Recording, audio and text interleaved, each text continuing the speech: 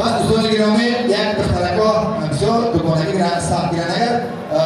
دوگانگی را بسیار مهر و محبت سخت دارن. یک دخترک دوگانش دید رشته ندارن باید برای دوگانش یک تحفه ارزنده برن. یکی بیادش میزنه که دوگانش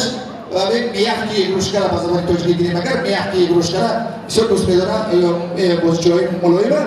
و دخترک مگزین یک گروش که میداره که یک مردک شتکی سوداگر همجه دخترک برای دوگانش بیاره که با توفه ارزنده یک گروش که ارزنده خرد دخترک همیشه تماشا کردن نگاه کردن رفته است که بعد میگه آقا جان سلام علیکم میگه و علیکم السلام. آقا جان میگه آقا جان انمی شعر تو آقا جان چند تومانی میگه شعر خواهر جان 80 تومانی وا آقا یک قیمت. آقا جان میگه پلنگ تو چند تومانی پلنگ میگه خواهر جان پلنگ 700 تومانی وا آقا قیمت پلنگ تو میگه آقا جان انمی خیز تو چند تومانی آقا جان